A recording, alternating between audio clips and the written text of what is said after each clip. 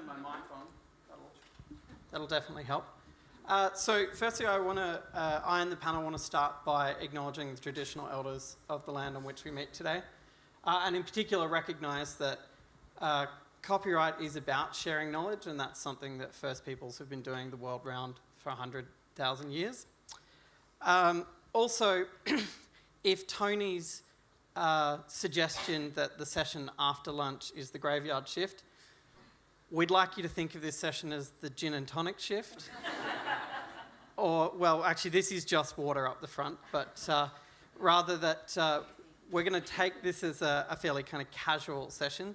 We're going to kick back here on the chairs at the front and have a bit of a chat, a bit of a conversation. We're kind of operating on the idea of hashtag no lectern. So we will be attempting at least to present from a device here at the seating. And similarly, we're going to be taking it as a bit of a chat. So we do welcome you to be a part of the conversation, to ask us questions at any point throughout the process, to throw in your own kind of comments or examples or suggestions of things that you think might be relevant to the conversation. So feel free to join us in the process. So before we dig into that, I'll start by introducing the panel who are up here with me. So as Jessica said, I'm Elliot Bledsoe. I'm the Copyright Officer at the Australian Digital Alliance. And so working with Jess on a number of projects that ADA is involved in.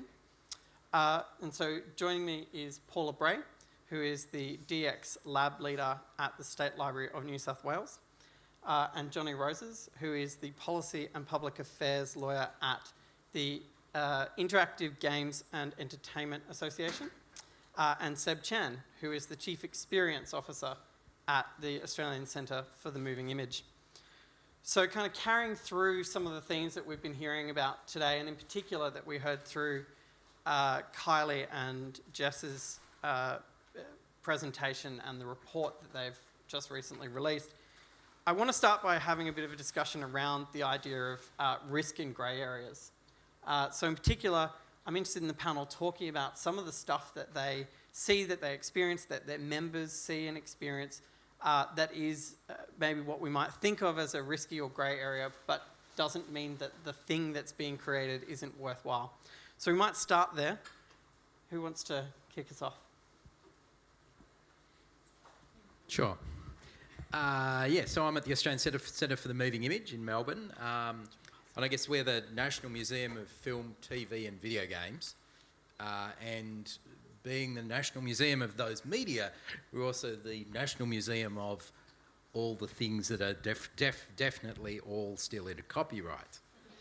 The other thing, of course, working in a museum, as a museum or library, collecting organisation, so I'm just looking at my notes here, is that when you work inside these organisations, you're probably one of the few people who realise all the things you aren't showing and aren't allowing people to play in the case of video games, and also all of the things you aren't collecting, such as video games that perhaps you should be collecting, but perhaps you aren't collecting because not only are they difficult to preserve, but you're not sure if you need a license to allow the public to play them.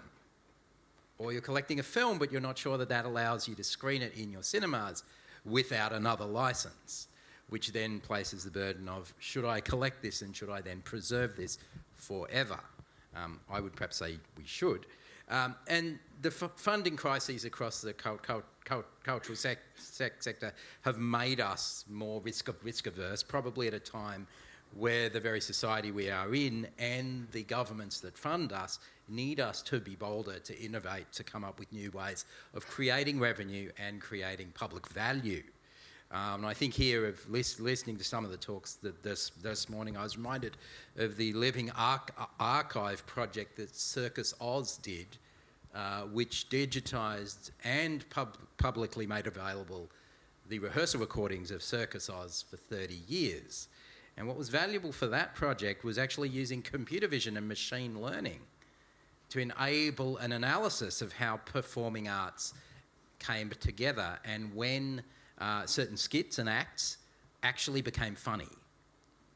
And they did a really amazing amount of work. That was David Carlin and Lorraine Vaughan at RMIT. And I think that project illustrates some of the really interesting things that can happen in the performing arts sector. And I was listening to the NIDA presentation there of like, well, what if all of NIDA's archival materials were made available in a way that actually was about creating new types of value? And I think also about having curated events at the Sydney the Opera House, and having artists who I'd booked come to perform who had to sign agreements that would allow the Opera House to record that performance for the archive, but even that artist then couldn't get a copy of because it was very difficult. For all manner of reasons, very legitimate ones, but these institutions are full of amazing things that are very difficult for us as a collective society to access, let alone to build new models on top of. So when we talk about innovation, we're also talking about innovation from these new types of heritage resources that could be creating new value, both commercial and public. And I would say that they're both very tightly connected. We are about to present a new work from an Australian video collective who now is based in New York called Soderjerk. And Soderjerk is actually referenced in the Deloitte report that was launched today. They make amazing appropriation art, and we are presenting one of their new works, which won the Ian Potter Moving Image Commission. This will go live in March, and of course, this work called Terra Nullius is a critique of of contemporary issues in Australia, and is using materials from lots and lots of Australian media and films. That work will enter our collection, and it reminds me of a period when I was working at the Smithsonian when I was collecting an app, acquiring an app, like a video game, to a collection. And the lawyers at the Smithsonian asked, well, look, you're acquiring the source code for this game and you want to make this source code available to the public. Well, can you assert that the developers, will the developers assert that they've cleared all the IP in that source code?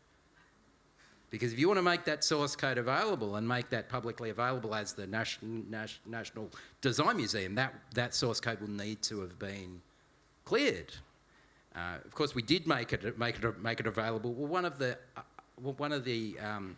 things I said back to the legal counsel was, did we ask? So the Smithsonian holds works from Christian Marclay, a noted appropriation artist, who made a work called The Clock that you're probably aware of, but many other works too.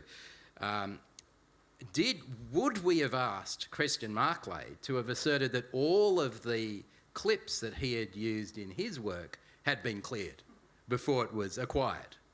And of course the answer is no. So it's very much, it's a fascinating space we live in about the institutions we work in, tying ourselves up in knots around preserving what is our common cultural heritage. And I asked Johnny about video games. What does this mean for collecting video games?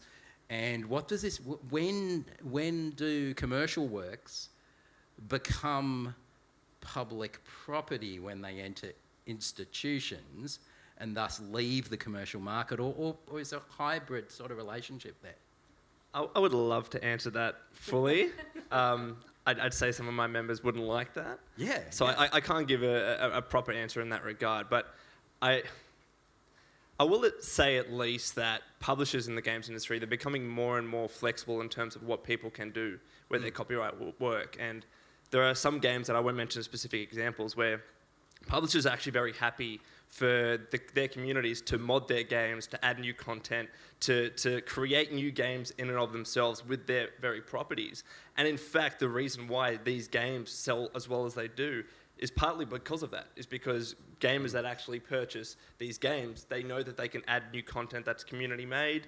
And also as well, the publishers in a lot of these cases will provide the creation kit, the actual engine through which they can create new mods and new content for their games. But that's not every single game out there. So Sure. I know that's not a direct answer, but it's the only thing that I can think of right now and say. I mean, what about long play and or let's play and Discord and these sorts of things? How does this play out with live kind of streaming of gameplay? Because as a museum that's collecting video games, we often ask, should we collect the game itself, or should we actually collect the player experience? And that player experience is perhaps a let's play video that may itself not be a legal work, let alone when it's streamed over YouTube. That's a great segue, because that was going to be exactly what I was going to talk about next. So, especially because of the topic of risk and grey areas, I wanted to talk about just the use of copyrighted content in the video games industry. I dare say it's almost become a norm that publishers are typically, on average, pretty happy for their fans and communities, again, and their players to use their content. So uploading video gameplay of their games to YouTube, or live streaming the entire Let's Play of a game to a platform like Twitch or YouTube, or even now Facebook Live. That's become almost the norm now. And because of that, even where you might have instances of some publishers that might not necessarily be happy for that to happen with their own property, and rightfully so. Maybe it's a very story-based game that's almost like a film, where if people watch that, they might not want to buy the game for themselves, so it's impeding on them on the market. It becomes very difficult for some publishers to actually assert their lawful rights in that regard, because gamers have become so used to publishers generally and developers generally saying, we're actually pretty happy for you to use our content. We'll have terms of service or whatever it is on our websites, making that very clear that, yes, we're actually happy for you to stream our games, because games is, it's much different to music, and it's much different to film, in the sense that in the vast majority of cases, when you're watching someone play a game, it's not the same experience. Yeah. You very much need to actually play a game itself to be able to get the full enjoyment and experience out of that. And this is why publishers usually, they're pretty happy for their communities to stream or upload content of their games, because it actually encourages, in a lot of cases, the purchase. If someone sees someone that they like, a personality that they enjoy, an influencer, although I hate the term, play a game and they're getting enjoyment out of it, that might make them go and purchase that game. So it's a very interesting dynamic, though, when that becomes the norm, and then some publishers become scared about being too heavy-handed in that regard.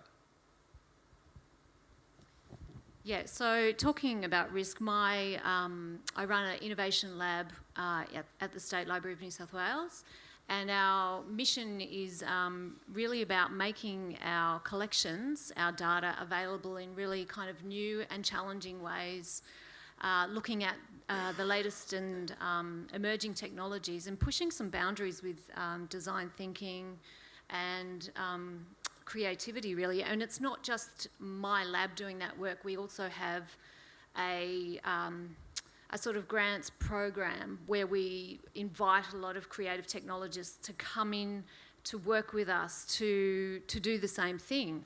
So, our collection is, we're fortunate enough at the moment to be halfway through a mass digitisation project. It's a 10-year project, and at the end of it, there'll be over 20 million digitised items in a range of different formats, some really complex types of collections. We have social media that we're collecting, contemporary hashtags such as Sydney Siege. We collect websites, we collect a lot of really interesting, important and significant contemporary digital content. But unfortunately, it's really difficult for us under the Act to make that stuff available. So what tends to happen is that we tend to skew our content to the historic material, which is valuable and important to do. But there's a whole lot of stuff there that really isn't, people aren't becoming aware that we collect it, because it's really problematic for us to make accessible. And I think, my lab is about taking risks and about letting others take risks. And so we have to, create value which is contemporary for our readers and our researchers now. So, we kind of have to obviously look at all those provisions and try and work them out, but we really have to try and just push some stuff out pretty quickly as well. So, I think there's some great things happening within the review that's pushing orphan works. We've got millions and millions of orphan works, but they're still going to be in copyright. And so I think, we've got a long way to go before we can actually have some kind of sort of freeing up of cultural heritage collections for now, for, creative gamers. Our library is about creating knowledge and research and creativity, which all libraries are. But, we've got gamers and we've got the startup community sitting in our reading rooms. It'd be fantastic if they were actually using all of our collections to create new knowledge and value. Is there any specific examples or anything you want to show us? You have a real-time device right here. Okay, maybe could you Yep. go to Unstacked? Yes. So this is actually, There we are. this particular work is a result of a fellowship, like a grant. It's we give $30,000 to creative technologists every year to come and work and pitch an idea using our collections. And I think this one's really important because it's actually using the whole of the collection based on real-time, it's a real-time data visualization of what our readers are doing with our collections online, and it's the actual items that they're clicking on after they've got their search returns. So this is actually it's 4:04 p.m. This is what's actually happening. So we are using the covers of books now, which is great, so we can use that. We're scraping that through the API. We've got images, but this is like the DNA of our library really coming through in a visual interface, which is actually the result of research. This is not a commercial work, really. It's an award, so that's an example of contemporary. I mean, there's no social media stuff coming through there because we can't make it accessible. Paula, you've got the work that reuses imagery from Google Street View there. Is that being used under Which one, sorry? a claim of fair dealing, or is that being used under an agreement with Google through their terms of use? It's through their terms of use of their API. Yeah, so we can actually... where is it? This is my new website. I can't find anything. No. Yeah, this is, of course, the thing about doing something live and in real time. Never do anything live. That's my mantra. So this particular work is taking data from one of our collections on Indigenous place names.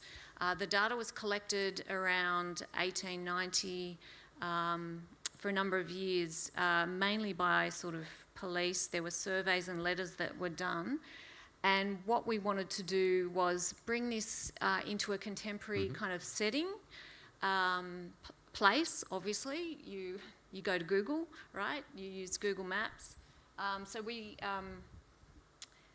if you choose one of the actual Indigenous place names, it will actually scrape the Google API and take you to that location.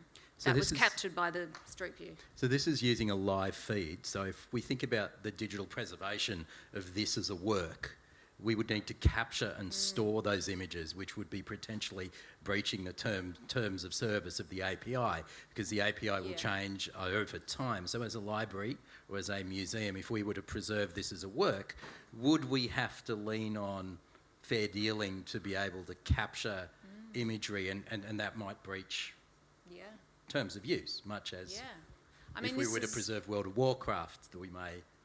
we're definitely interested in the results of DX Lab experiments of putting those back into the collection. So it is something that we potentially would do. How would we do that? I think... I don't think we would... is it fair use? People...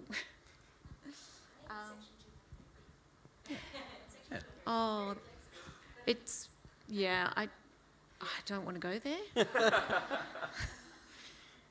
I'd prefer not to go there.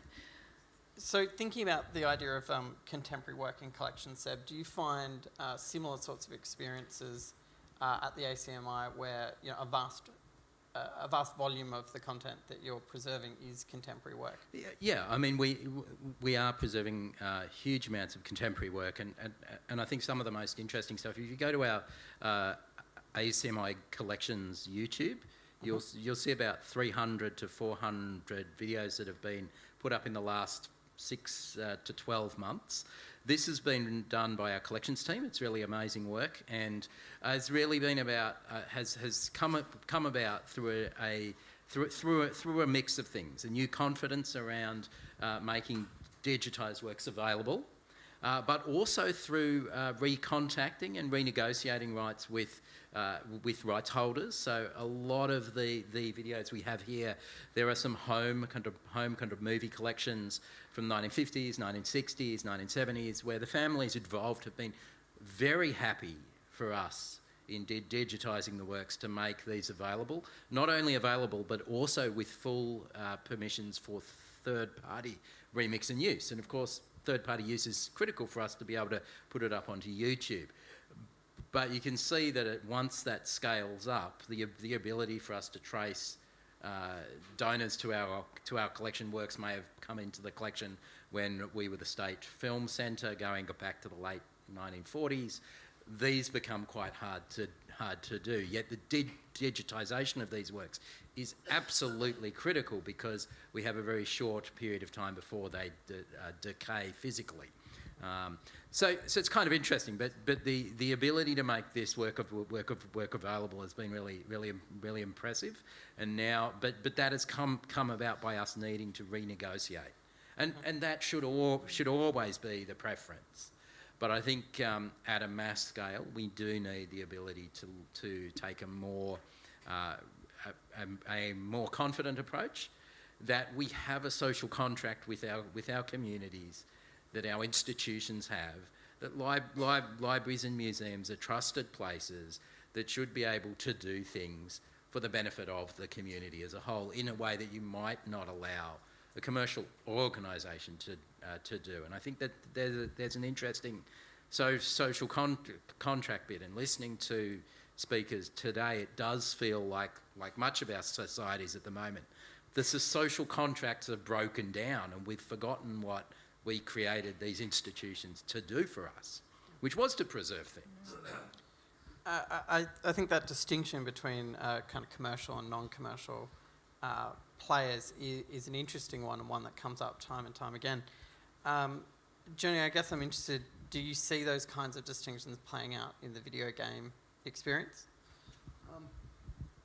Video game experience is rather different, because you look at video gaming now, everything is digitized, everything is online, and you only really find that, I guess, need or desire to archive works when you're thinking about old traditional consoles that are on cartridges, and they're very hard to find nowadays. And increasingly, they're getting more difficult, and especially with, for example, you had old cartridges that were running on batteries, and now the batteries have expired, so you have to replace them. Or like the old consoles are just becoming run down, and eventually they might not be operable anymore. Such as Atari. Such as Atari. You might need to just see if you're infringing there. But I will say this, the games community, and legalities aside, if you actually go online, there are tons of ROMs and emulators out there that are very much, the community is doing the archiving for the industry. And you can find old games, old consoles that are tried to be, very faithful adaptions of the traditional games themselves. So, this is something that the games community has already pushed for themselves. Would it be great to see something that's a little bit more structured? There have been very small projects, at least with Australian-made games in the past, to try and preserve them. They've kind of fallen flat, and it was just one project for the 1980s. But it'd be great to see those kind of discussions come up again. But the games community is very passionate in that regard. Yeah, I mean, I think the work the Internet Archive has been doing with MAME and with MESS, so the emulation systems now with MESS, has been very bold, and it has, it doesn't fall under fair use in the US, but the institutional approaches haven't been able to take that sort of approach. And I'm not sure what we do there, and I'm not sure how, as institutions, we deal with this. And I think about the local video game community too, that often by the time the desire to preserve comes around, the company has folded, the IP has been bought out by another holding company.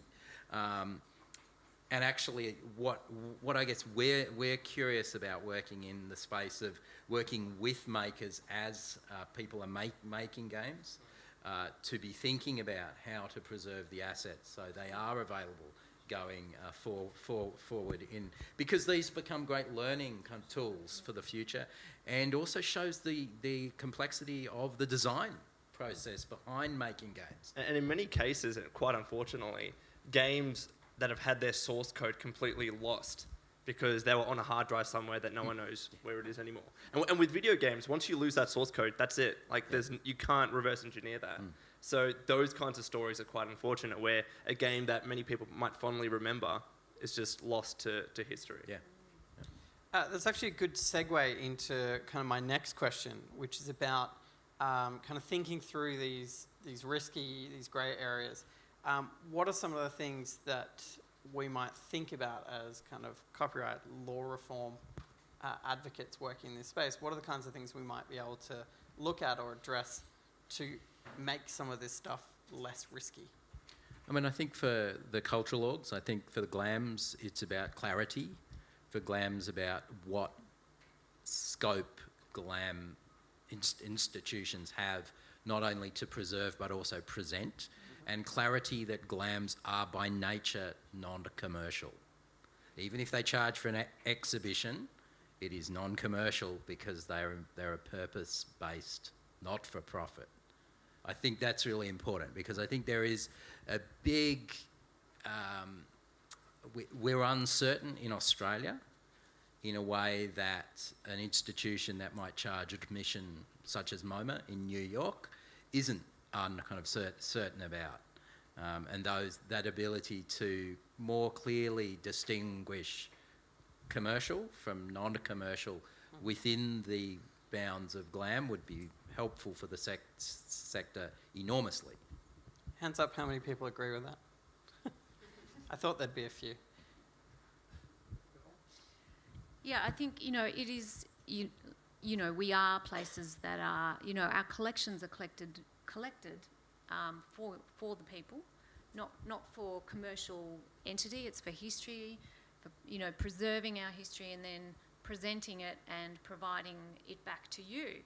But we can't really do that because of the complexities around that. So I think, if there's some kind of, we are educational, we are places of creativity and culture, then we need to be able to be giving that back to our audiences in a simple and clear way, having clarity around that, definitely.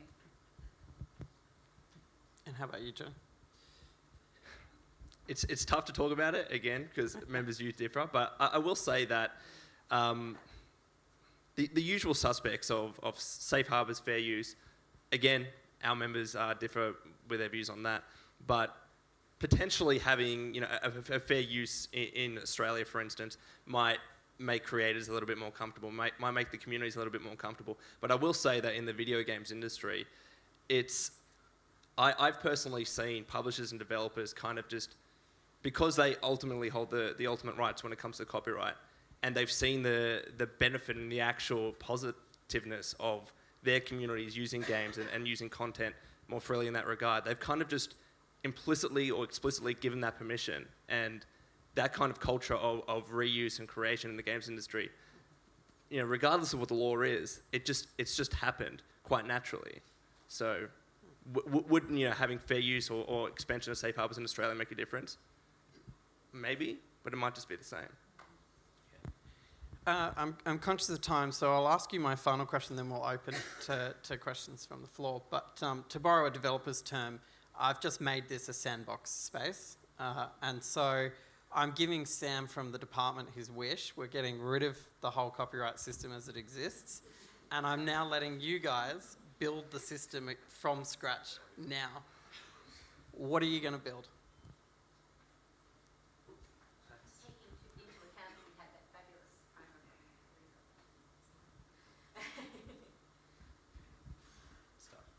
We'll have a cultural exception.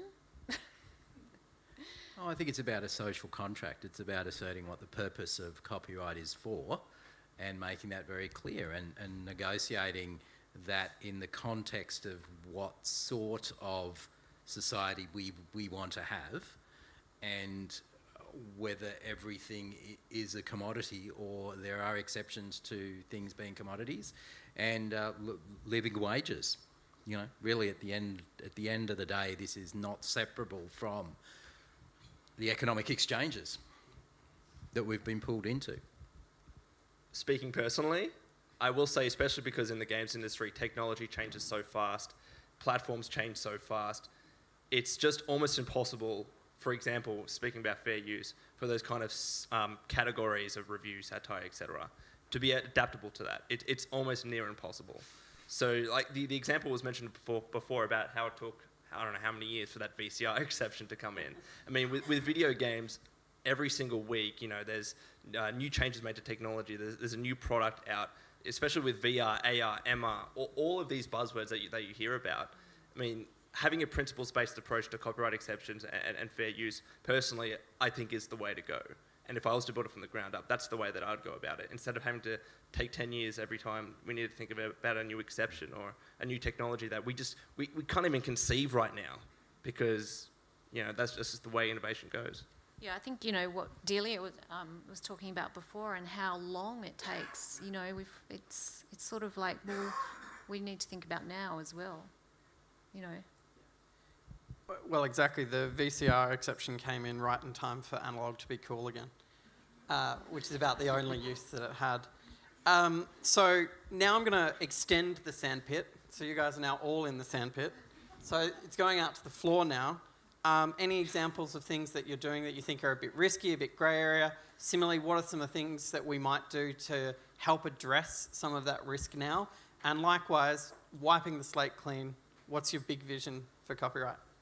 Wow, if I went to wiping the slate clean, I'd go back to having a limited term as when copyright was first envisaged rather than this continual extension. If the term of copyright was only, 7 years or 14 years as it was at the start, many of our problems would just disappear. Digital preservation and digital things would not disappear, but that if I had the slate clean, I'd be going back to the point where we started with copyright.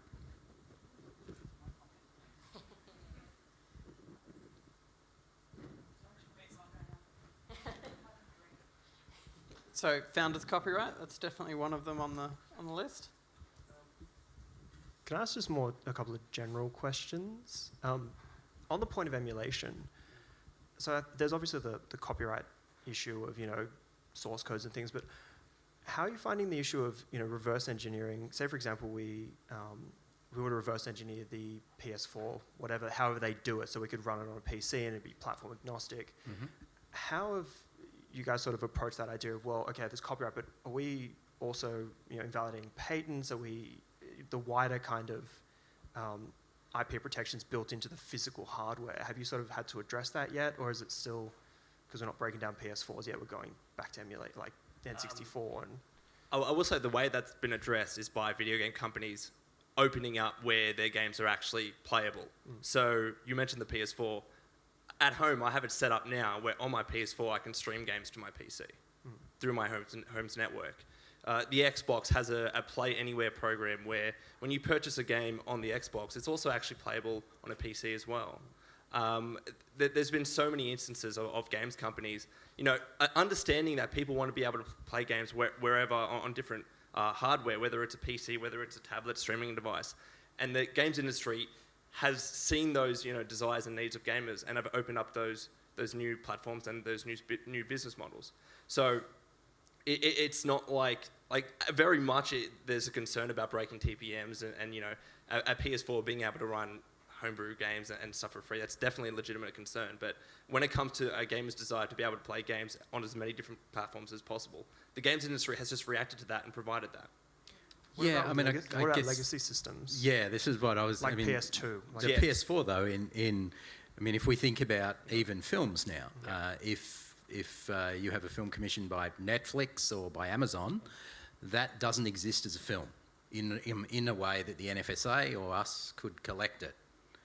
It only exists as a licensed content agreement that is time limited. And I think for collecting museums and libraries with academic journals, and I'm an academic subscription journals, the ability to collect has changed, and I think this speaks to emulation and games as services. Yeah. What we're asking our memory institutions to tackle is how do you collect and preserve running services when the commercial imperatives for running those services change, or when the fan communities, and we just look at the first cut of Star Wars, and that George Lucas, the rights holder for that, has adapted the permittable the publicly viewable version of that film as other films have come out. You can't see the original cut except what fans have remade of that. I think that's fascinating, and I think this sort of sense of living cultures, and this speaks to the first kind of nations comment from IATSES too. These are community negotiations we need to do, and at the moment there is not a lot of discussion of those except in commercial terms. And we need to think about these as communities, because otherwise these memories will be lost, because the World of Warcraft server will be switched off at some point. In fact, there was a recent example where fans had spun up one of the old servers, and all these things happen. So people figure out ways, but I think more of our contemporary heritage is becoming services, and our institutions and our systems of dealing with this aren't able to even consider this, really. And I'll go into detail about that example. So essentially what happened, World of Warcraft is a service game where they release new patches and new versions every now and again, and then the old vanilla version is what they called, is lost to time. And what people wanted was to play that traditional game. So they created their own fan server to do that. And what happened is that the publisher of the game reached out to them, that server got taken down, but then they worked with those fan creators, and now there's an official, or there will be an official vanilla server where fans can play that traditional game. And I was going to go into another answer, and this is not a perfect solution, completely agree, but you look at Xbox, for instance, they have backwards compatibility now with old 360 games. You look at Nintendo, for instance, they have their virtual console where you can replay old games such as Super Mario, for instance. Is it every single game that's ever been released? Of course not. And of course there is a commercial interest in that regard. But at the very least, that is there to show that the games industry and publishers do see that gamers want to play those older games, and will try and provide ways for that. And they're typically the most popular ones, like Zelda, Super Mario, etc. But those services are there, and even PlayStation has a PS Now streaming service where you can play old PS3 games. Well, I think what's interesting about that too is, though, that the collecting a museum of video games, such as mine, will find it very difficult to mount an exhibit that compares the original Super Mario with all the remakes of Super Mario, and contextualises that in contrast to other companies' platform games, because me as effectively a game critic would need to assemble and license from different companies' games that had existed and continue to exist in a competitive environment. And the safe space of the museum being able to say, this game was a precursor to that game, which is remade like this, becomes the pure option of the companies who own that IP, not the cultural critics who may need to present, and thus create critical conversations about these, which may have commercial benefits for those companies or not. They may be criticisms. This is, in some ways, criticism and review, which we can do if we have access to the original materials, but increasingly those original materials are systems and services, a little bit like Paula collecting Twitter feeds of the Sydney siege. she's only able to present those within the context of a terms of service with Twitter. One last thing, sorry. What about banned games? In Australia? Well, I've got a great example of this actually. So there is a research project going on at the moment that has looked at, and this is a film project that is looking at censorship, and these researchers have gone to the National Archives of Australia and found the sliced bits of celluloid that were censored out of films and stored in the archives, and are making a new film out of the censored bits. Now that stops in the 1970s when the censored bits were no longer, stored in the archives, but it's a fascinating remake. And now that so because it's a commentary on how and what we've censored. Now that only exists because it was actually physical celluloid, and so those bits are actually cut and stored. Now these things are not stored, and with video games, it's source code that's taken out. If you think about Wolfenstein 2, the German version of that is very different to the version you play in other countries, and yeah. And that, it's usually a sore point amongst gamers when games are banned in Australia exclusively. Although, and I'm not going to say the ways around it, but people find ways around it. And even in some instances, developers will say, Australians, do you want to play this game? I'm going to put the link up on our website. You can download it from there. Or they'll encourage you to use torrents. Players going But for an archive, absolutely, it's really difficult, and we don't make the decisions as to what gets banned, unfortunately. But yeah. So this is less a question than a plea for everybody. What Ruth was speaking about this morning and what Seb's talking about now with this idea of the social contract, it's all coming back to this idea of focusing on what it is that we actually want copyright to achieve, rather than this artificial debate that really, I think, dominates copyright law reform in Australia, which is just about, should we have more or less of it? Right? It doesn't matter whether we should have more or less of it. It matters what we want it to achieve and how we're going to go about doing that. And when I talk about Andrew Garton's experience, one thing I didn't mention is when he was he got it down to $10,000 to pay for these snippets, and he asked the record companies, well, how much of that will go to the creators? And the answer was none.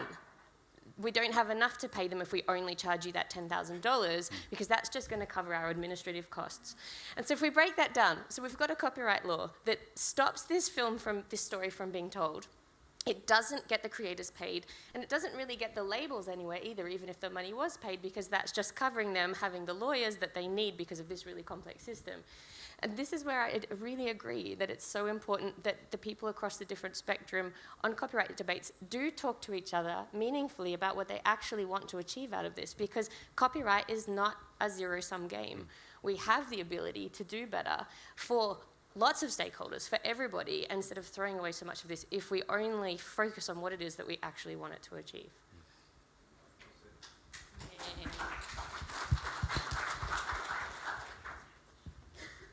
All right, we've got another question up the back. This might have to be the last. This will be the last. So, all right, this will be the second last. I've been told from somebody else in the sandpit that second last. So. Hello, I'm Michelle from Art Gallery of New South Wales. I'd like to say thank you to the libraries, and I'd like to understand how other institutions in the GLAM sector can keep pushing the great progress in terms of preservation, in terms of access that have come through all of the library's great work, NLA here too, and ADA of course. But for the sector for me, it's about uses, pushing the uses. Can we exhibit those works? We now have a collection given to the archive, the Artists' Archive. Can we promote? Can we social? It's worldwide rights, it's distribution that we do not have the rights to when we are gifted particular bequests or artworks for that matter. So for me, it's pushing that access, particularly for exhibition. I believe there's an exhibition about a particular film in this neighbourhood at the moment, and they don't have a budget to market it. They can't pay the fees to put on social, the material they have in their building. So people are not coming in the door. So it's really tied up again. I love the work from the scholars in Brisbane about the workaround and creatives going for the workaround. Well, working in public institutions, the workaround is always the issue because of money and restriction with fees. So always trying to see what we can do for the public to bring access and make great shows, I guess. Anyway, ideal world. I'm actually grabbing it because I want to say something, follow on from Michelle. Switching my hat to the ALCC, for those who don't know me, I also work for the Australian Libraries Copyright Committee. We advise libraries and archives about their stuff. And I would say a very strong push that we are pushing for is to encourage more risk-taking in the sector. That's exactly right. You have some very big orgs, such as State Library of New South Wales, such as the NLA, who've done a very good job of exploring the boundaries of the exceptions we already have. Anybody who was here a few years ago and saw Kenny Cruz give his talk about the libraries and archives exceptions around the world knows in Australia they can definitely be improved. We're aiming for improvements this year. I'm not suggesting we don't want changes, she says to the departmental people, but we do have pretty good scope to do things compared to a lot of the world, and a lot of it is about us just taking the risk of using them and seeing where the lines start, where we start hitting walls, rather than prejudging in advance that something is too risky. The thing to remember is that we are a very low-risk sector. People don't want to sue libraries and archives. Museums and galleries, very important to pull them to this conversation more too, because they generally are less certain and less focused on access, and are just trying to grapple with that now in a way that libraries are maybe a little bit, and in particular, and archives a bit less, further down the track on. Just take risks, see what happens, and obviously not illegally, but don't be afraid to actually interpret the exceptions you have, rather than to just rest on pre-assumptions of what used to be. Yeah, we lean heavily on criticism and review exceptions for some of the video essays that we've published on YouTube. So we've done a series of video essays. We commissioned one from Dan Golding that looked at perspective. It's on YouTube on our channel. It uses a series of clips from a series of films and it credits those, and it's a video essay. It's a criticism and review piece, and we would stand by that. And it is about us talking about doing those things within the sector that I think makes others feel that's okay. Coming back to Australia after living 4 years in the States, I've found that we are very reluctant to go first. And when we do go first, we don't talk about it. And we need to, as a sector, get better at that. Thank you. I'm Alex Marsden. I'm the National Director of Museums Galleries Australia. And I've got a couple of questions for Seb and Paula. Seb, you say your entire collection is within copyright, and Paula, most of yours is as well. And we don't have a blank slate, blue sky. What are your cunning plans, first up? You must have them. And secondly, how can your association actually drive this forward? Of course, there are always plans for our future, and I think we are rebuilding the institution physically within the Federation Square site. So we're looking at the sorts of uses the public would expect from our collection, and the things that aren't in our collection, the things that need to be in our collection. We should have a copy of every Australian-made video game in our collection, and that will come through donations from Johnny's association, honestly, and it will come through the relationships with those developers. That there's legal deposit for published works, but not legal deposit for video games. And if there was legal deposit for video games, that would be a very interesting place for us to be in, because it would reset the social contract with the developer communities in Australia that we have strong relationships with, particularly in Melbourne, because we run an accelerator program, we run a co-working space, all these sorts of things. So we're doing other things because we don't have, we've been rebuilding connections with our community, and our collections team has been doing the same with the amateur video communities who are making donations to us. It's all about creating those new ways of building social bonds that mean we don't need to think of the Copyright Act and other things as a black and white piece, because we have direct relationships with maker communities. That's really what it's about. And I think that in the museum sector, what libraries have done well is reassert their value to their communities really well. Museums and galleries are even further out, but museums have got better at that too. And I think the work of MA and others has been really good in building, refocusing museums on building those connections with their communities so that they act more like public libraries do. People don't think that public libraries do anything else than create value for their communities.